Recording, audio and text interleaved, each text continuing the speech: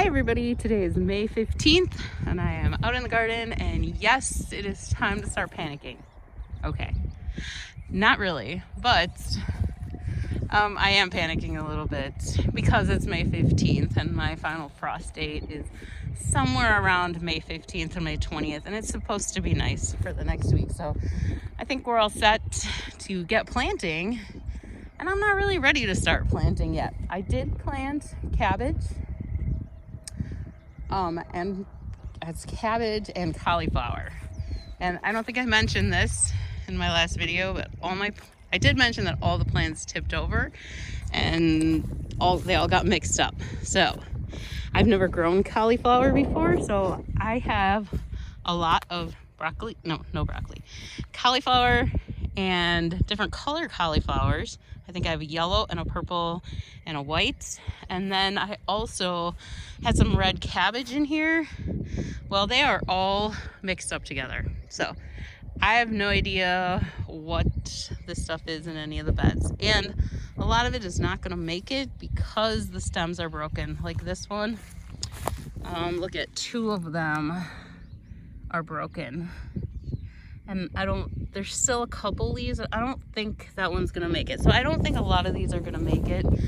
Thankfully I do have another tray, at least I think it's the cabbage, so thank goodness. I'll have to really look into it though, because I think a lot of the cauliflower is lost, which is very sad. I was really looking forward to those were like new things I was trying this year.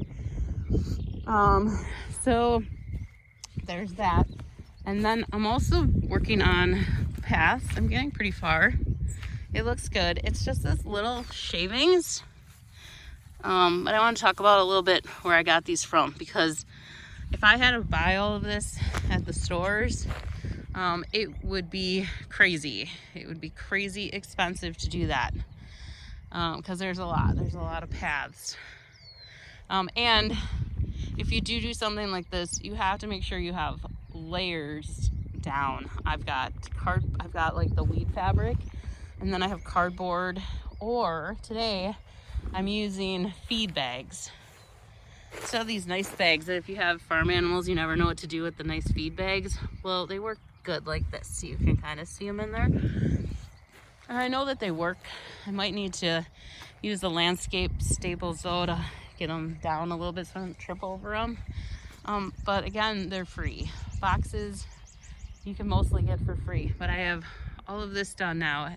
It was a lot of trips with my little muck bucket here over to the barn to get them. So these I got for free, and I just want to talk about that a little bit because it could be prohibitive to buy bags and bags and bags of shavings like this. But these come from a furniture manufacturer. So you can get them, and a lot of times they're looking for a way to get rid of them. I did used to buy them for $4 for a great big giant bag when I was using them for the horses, and even that was a good deal. But these I'm getting for free because he just didn't know how to get rid of his shavings. So thankfully a friend thought of me, because she has horses too, and let me know, because they weren't using them as fast as he was getting them to them. So you can get them either cheap or free from a furniture manufacturer. You just have to find one, and then just call them and ask them. The other place that I get mulch from, so it's not these little shavings, but the mulch, is the park. And there's a lot of pros to doing that. That's what all these beds I did with the free mulch, which is great. Because again, it would have been 100 bags trying to do all of this, so it would have been hundreds of dollars to get it all done. So it's great that it was free to do it.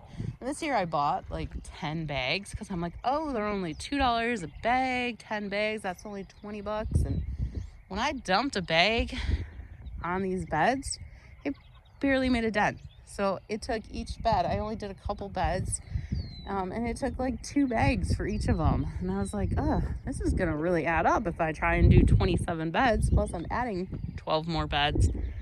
So that's really gonna add up. So I think I'm gonna go back and work on getting more of the free ones. And you just really kind of gotta know what you're looking for. Some days they're really nice. Like you can tell they just cut them up. They're real nice. The pieces are small. And they just look good. You can just tell they came from nice pieces of branches. And then some days you get there and it's all just junk. I even like to sometimes dig near the bottom because that's the stuff that's been there long, and then that stuff's kind of close to compost, and that works real nice too because it's a lot smaller pieces when you want the smaller pieces. So a lot of times I dig in for that. I think you can kind of see, like in here, see it, they're just like smaller pieces. That was the other thing with the bark that I bought at the store. They were huge. They were like huge chunks of wood, which I know isn't good, so hopefully it doesn't ruin these 2 beds I put it in. Actually, it looks like 3 beds. So I hope they don't get ruined from that, but they're way too big and way too big to be using in the garden. So when you're at the park, there's so many different things in there. You can kind of pick out what you like, and you can find nice stuff. If you're trying to make a compost, sometimes there's like stuff with the pine needles in it, that you can use like for the paths and stuff. It's just, you have to be a little bit picky, but you can find it, and there's good stuff in there, and it's free. That is the best. So we have that going on.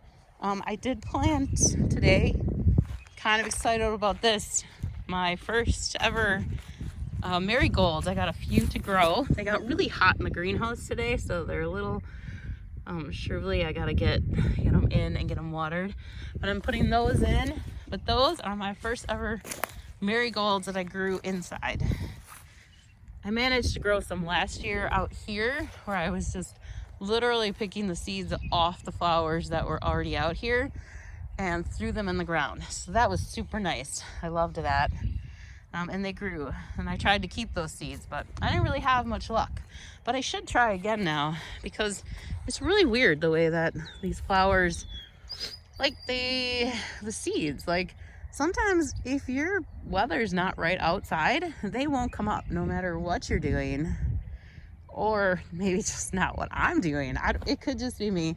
This is my first year ever trying to grow flowers, and it hasn't been going well, but I do have a bunch now growing in the house too. And I got these few marigolds, but out here I did okay last year. So yeah, it just seems like they know. Like I tried starting the other ones in like February, and they were like, nope, we are not even growing, and they didn't. And then I tried again in March, in April, and they came up a little bit, but then they just kind of stopped, and that was it. And I have these under bright lights, for a lot of hours during the day, and they're watered.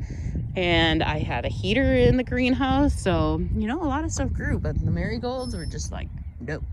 But now these ones, now it's getting nicer out, they're growing in the house. So I don't know. I just think it's something in the air. And then I have one more thing to show you today. Oh my goodness.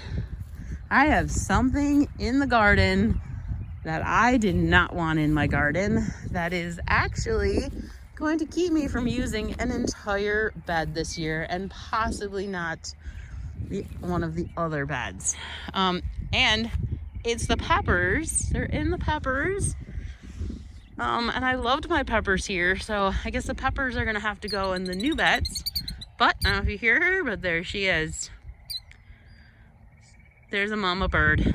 That is a killdeer.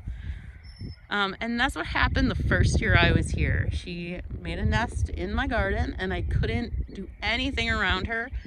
And that's how I ended up with 8,000 thistles, and which turned out to be a good thing, because then the next year made my beds like this. So it was a good thing and a bad thing. And she will, in a couple days, probably not even move when I come through, because that's how she was that first year.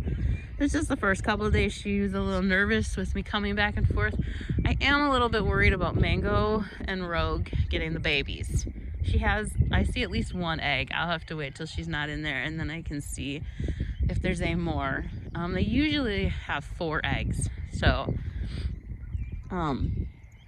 So I am worried. So they will leave her alone because she's pretty big. You know, when she puffs up, they puff up and they make that noise that you heard her making. And then, so that she looks big enough so she scares them away. They don't mess with her. And then, but the babies, they will pounce on the babies. So that's going to be a little rough once they hatch because they like being out here in the garden with me. And so they weren't out as much this spring, so I think that's why she made a nest here. Maybe I just wasn't out here enough this spring. So unfortunately, I left it alone enough that she was able to get a nest going in there. And I'm not going to move her. I'm just not that way. I will just not use this bed for this year and come back to it next year. I had those few empty ones last year, so this will be one of the empty ones this year. Yeah, but she should settle down and just lay there when I walk by. She already has, because I've been back and forth here 500 times getting those shavings. The first time she was doing her little dance around. Now she just kind of sits there. I think I was just walking up to her too quick. See, if I walk by, she should be okay. See, so she gets used to me being here. So, not great news for the garden, but what are you gonna do? Like I said, I'm not gonna move her. She's just a mama bird, so just needed a nest. It's weird that they nest on the ground, but oh well. All right, well, I guess that is it for today. Lots going on, and the garden is coming along. I can't wait till that's done. Some days I come out here and I just stand, you know, facing this direction, because it just looks much better. I mean, I don't have to be doing any of this, and I think it's still gonna take a lot of shavings to finish, but I just feel better coming out to the garden when it looks good. So yeah, so make your garden beautiful and enjoy it. Okay, have a great day. Bye.